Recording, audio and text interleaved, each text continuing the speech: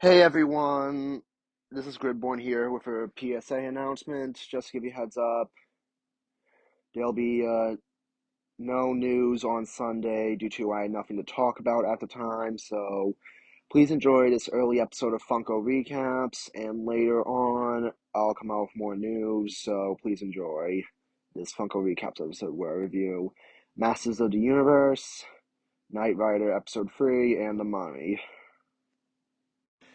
What's going on, guys? Welcome to Gridborn's Film and TV Podcast, where I review movies, TV shows, and Hollywood news, and sometimes full-on gaming. Well, in today's episode, for another edition of Funko Recaps, I review the Masters of the Universe movie by Canon Films, which really sucked, and The Mummy, starring Brendan Fraser and Rachel Weisz, and also Knight Rider Episode 3. So anyway, let's get to it. Well, my review of Masters of the Universe. Yeah, well, that movie was a real piece of shit. Like, Canon Films, Griffin Canon Films was canceled due to the fact that, what was it canceled from? Bad CGI, I could see the green screen and a string rope behind if there's a falling scene. Yeah, that makes sense.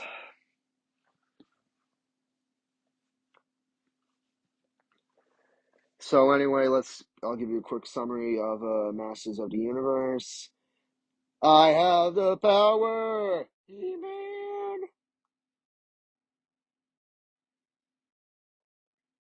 Released on, what year was it? August 7th, 1987, with a budget of $22 million and $17.3 million during the box office. On the planet Eternia, the warlord Skeletor seizes control of Castle Grayskull, the center of the power in the universe. His army scatters the remaining Earthian defenders and captures the sorceress of Grayskull, imprisoning her within in a power drain field and planning to seize the power over the entire universe by next. Moonrise Skeletor's arch nemesis, the warrior leader He-Man, the veteran Zoltan Man-at-Arms, and Man-at-Arms Star Attila rescue Locksmith Gwildor, Gwidor, Gwildor from Skeletor's troops. Gwildor invented a cosmic key that can open a portal to anywhere by utilizing musical notes.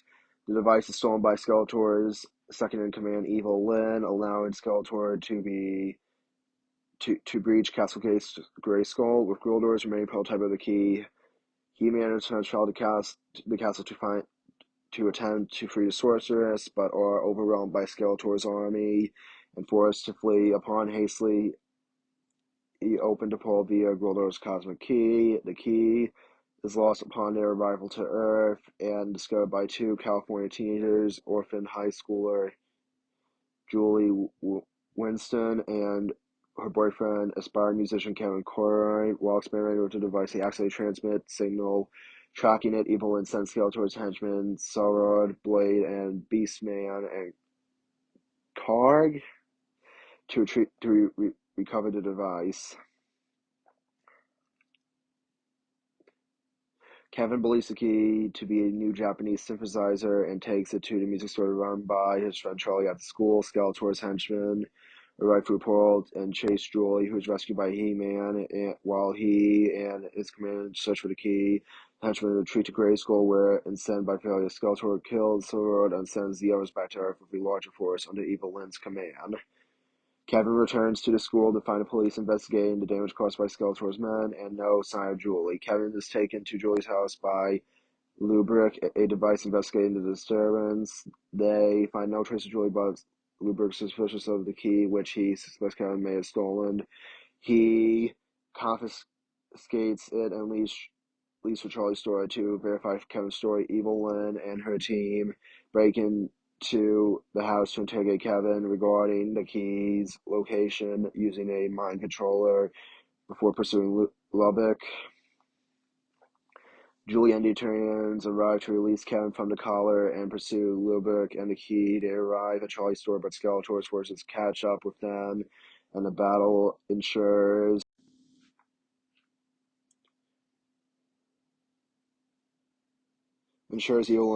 Evelyn recovers the Key and summons Skeletor to Earth. Skeletor's forces capture the Eternians, and Julie, who is wounded by his lightning blast, which summarily erases the memory storage of Gilder's Key. He-Man surrenders to save his comrades and return to Eternia. As Skeletor's slave, Skeletor attempts to torture He-Man into submission to make his victory complete, but He-Man refuses to yield. The moment arrives. Skeletor received the power of the cosmos and declared himself the master of the universe. On Earth, Gwildor repairs the Key, and Kevin recreates the tones necessary to create a gateway to Eternia. The group, including Lubbock, as he attempts to arrest him, are transported to Castle Grayskull, begin battling Skeletor's forces, and resenting that Skeletor observed power of the universe without sharing it with her. Evelyn deserts him along the Sword of Grayskull, shatters Skeletor's staff in a duel, restoring the later to his normal state.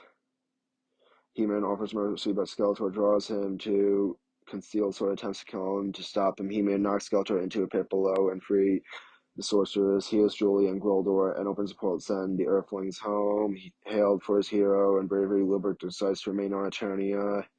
On Earth, Julie wakens this morning realizing the parents' death in the plane crash, realizing the Key transported back in time. She prevents her parents from taking an ill-fated flight. Kevin Wade confirms that their experiences were real, producing a souvenir from Eternia. A sphere here contained a scene of He-Man with a sword in front and Grayskull, so Tor's head emerges from the water at the bottom of the pit, saying, "I'll be back."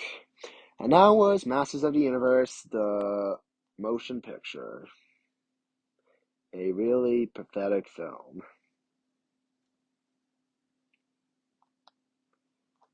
Even though I didn't know Courtney Cox was in the movie.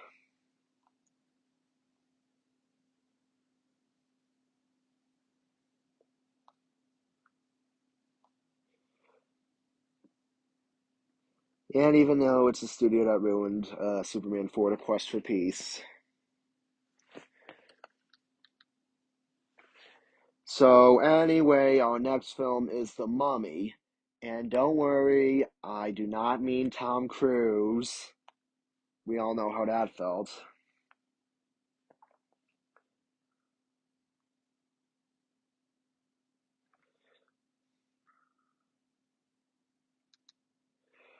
The Mummy, released on May 7th, 1999, was a budget of $80 million and $417.4 million in the box office.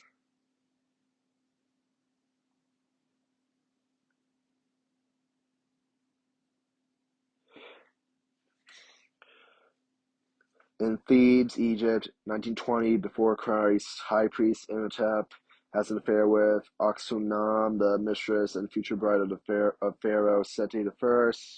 They kill the pharaoh after he discovers their relationship. Imhotep flees with Aksunam, kills herself, believing he can resurrect her. Imhotep and his priests steal her corpse and travel to Hamunaptra, the city of the dead.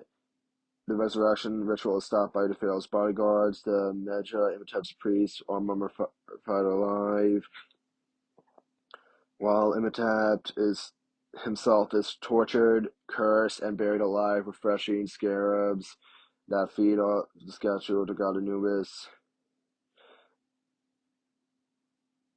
It is the Magi are sworn to prevent Imhotep's return. In 1926 AD, Cairo, Jonathan Karen presents his sister Evelyn, a librarian aspiring in Egyptologist. Oh god, I need to understand psychology or archaeology. Yeah, I agree. So, moving forward,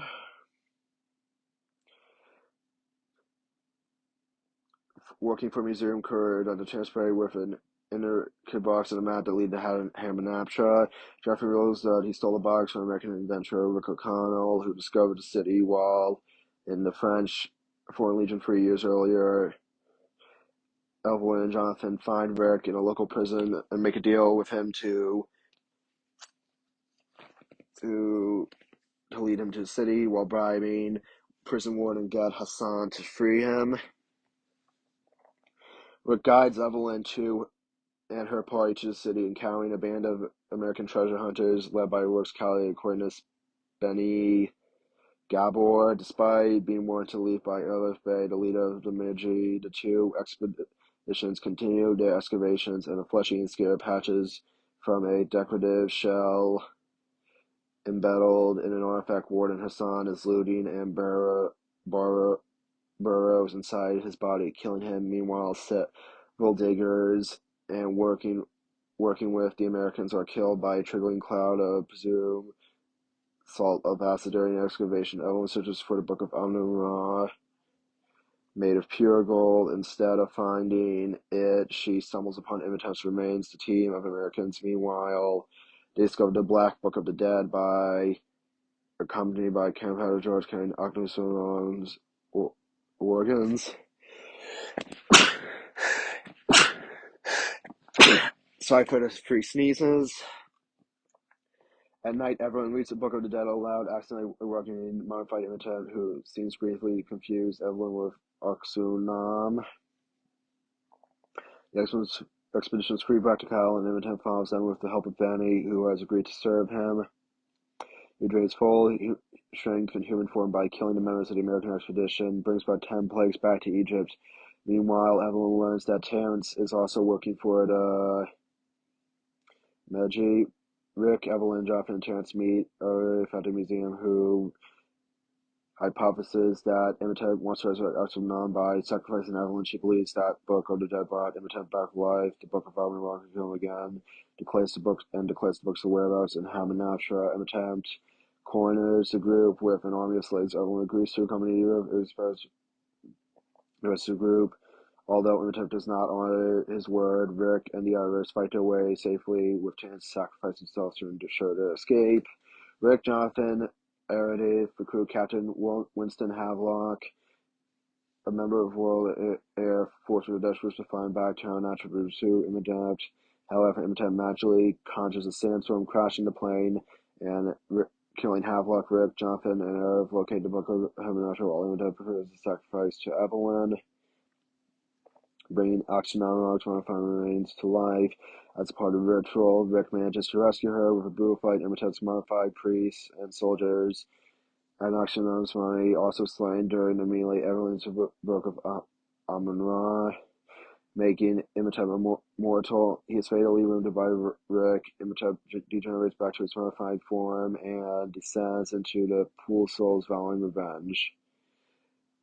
Benin accidentally sets off a booby trap while looting the city of his riches, is killed by sworn threshing skills as Hamanaptra collapses into sand.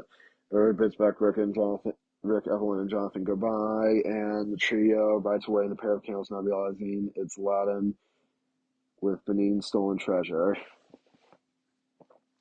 Well, my review of the Mummy is, well, at least it's better than the crappy Tom Cruise one.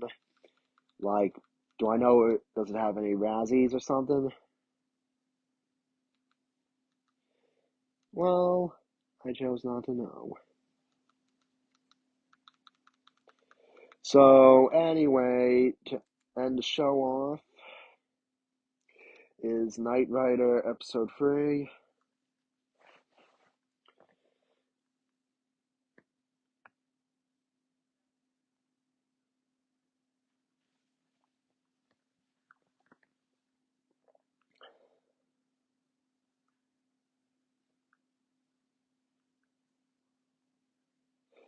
Which is Episode 3, Deadly Maneuvers, aired on October 1st, 1982. Michael helps a stranded Army lieutenant named Robin Ladd, who learns her father has died of a